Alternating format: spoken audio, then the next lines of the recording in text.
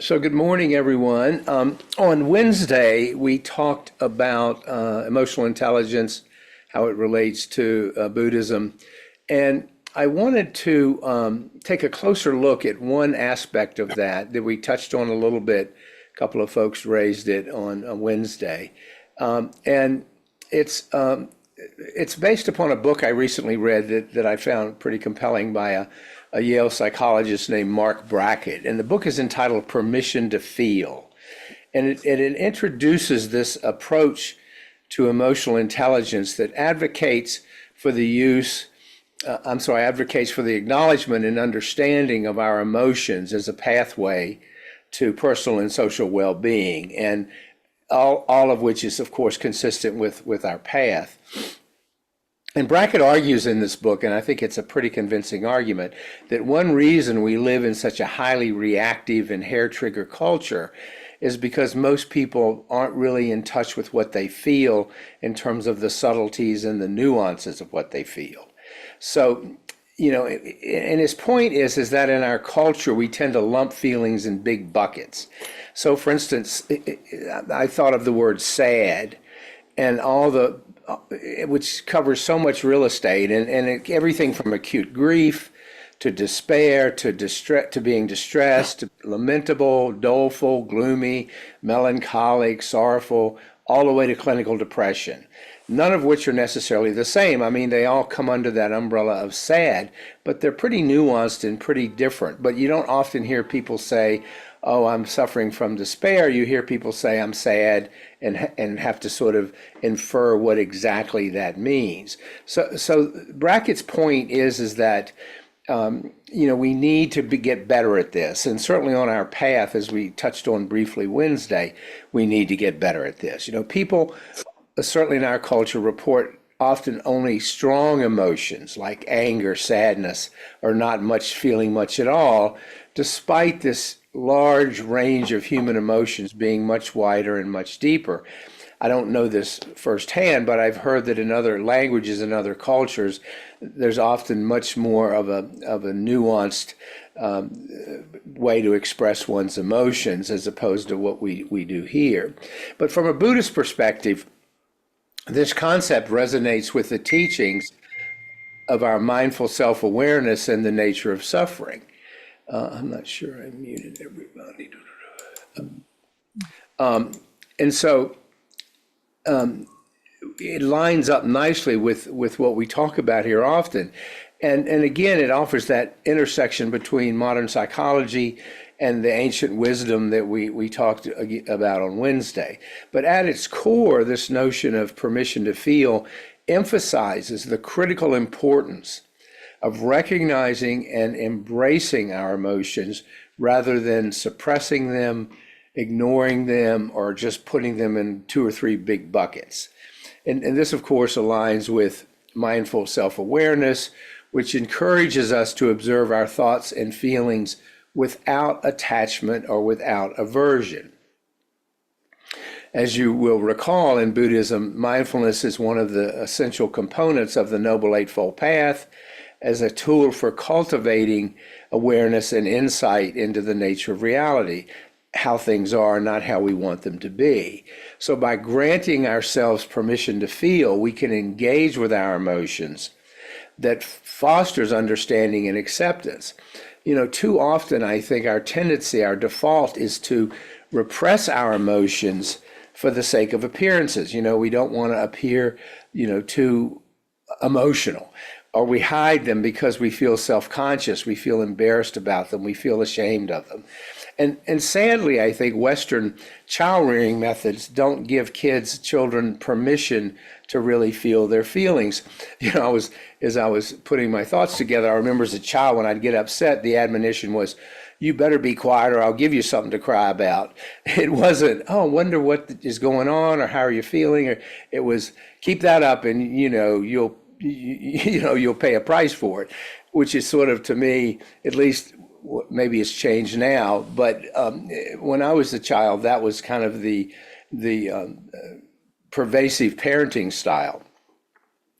not exactly what we would now call enlightened parenting by any stretch. So permission to feel is not unlike how our mindful self-awareness invites us to witness our mental and emotional states with both clarity and equanimity. You know, as we talk about all the time, the Buddha taught that our suffering arises from attachment, aversion, and ignorance, and that suffering arises not from the emotions themselves, but from our attachment to them and our resistance to experiencing them fully. So his point was, it's not the emotions, it's our attachment to them. It's our stories that we tell about them. It's the second arrow that we put on them that keeps us from experiencing them fully. We shut them down. So when we deny, when we fail to recognize our emotions, when we repress them, we really are inadvertently contributing to our own suffering. We really are shooting ourselves in the foot. Because unacknowledged feelings fester and lead to greater emotional turmoil. It's just like this cauldron of stuff that's bubbling inside of us that we really don't have much access to. And we carry these emotions in repressed form in our bodies, where they create all kinds of mischief. You know, some of you may be familiar with the term psychosomatic disorders, which are physical or medical maladies with an emotional cause. I looked this up in a recent National Institutes of Health study. 66% in this particular study, 66% of the respondents agreed that a possible cause of their medical symptoms was a misinterpretation or a repression of bodily signals, largely emotions in that particular study. So in Brackett's book, he advocates for emotional acknowledgement as a means of addressing the source of suffering. We open to our feelings. We allow them to arise using the tools of our mindful self-awareness. You'll often hear me say when we start our meditation, we welcome whatever arises. That's feelings, emotions, sensations, thoughts, whatever. We don't push anything away. We don't cling tightly to anything that feels good. And this is how we give ourselves permission to feel, back to his book, how we take that first step toward overcoming ignorance about our own emotional landscape. And what doing this does, in turn, reduces the likelihood of attachment or aversion to our feelings, which dictates our response. In other words, we become less reactive. The Buddhist concept of dukkha, often translated, as you know, as suffering or dissatisfaction, encompasses the various forms of emotional distress we humans experience. Yes, dukkha could mean, I slam my finger in the door, but most of the time it has to do with emotional distress. And in getting better at recognizing and naming these emotions, not big buckets, but the nuances, we begin to unravel those layers of dukkha and move toward a state of greater inner peace. This framework, this permission to feel framework, encourages us to recognize, understand, label, express, and regulate our emotions. This is Brackett's acronym, RULER, which he uses to remember the practice. Again, it's recognize, which we talk about all the time in terms of noticing, understanding, that's the insight, labeling, expressing, and regulating our emotions. So it's a 5-part practice. It's similar to RAIN, but it sort of shifts it in, which is another acronym for another practice. But here we're recognizing, understanding, labeling, expressing, and regulating our emotions. And in his approach, maybe he knew this, maybe not, resonates with our concept of mindful self-awareness, particularly the concept of what the Buddha called bare attention, when we're just kind of sitting back and with bare attention watching what is arising, observing emotions without judgment or reaction, just letting them be. In other words, with equanimity. Now, both Buddhist practice and his model emphasize the importance of acknowledging emotions as a natural phenomenon rather than something to be suppressed, denied, or feel ashamed about. I mean, I remember one of the worst things on the playground in elementary school, certainly for a boy, was cry. Oh, you cry, baby, and boy, you wouldn't hear about that for the rest of the school year. You know, culturally, we just are very phobic, if you will, about the expression of emotions. So this practice of getting better at our emotions really mirrors the practice of vipassana, or insight meditation. As you will recall, that involves observing the impermanent and interdependent nature of our experiences. You know, Buddhism adds an important dimension to Brackett's work by emphasizing the ultimate nature of emotions as nothing more than a temporary mental state which lack permanence. We don't have to judge it. We just see it as another experience, another temporary mental state. Because it's the judging that causes us to repress, deny, run away from, and so forth.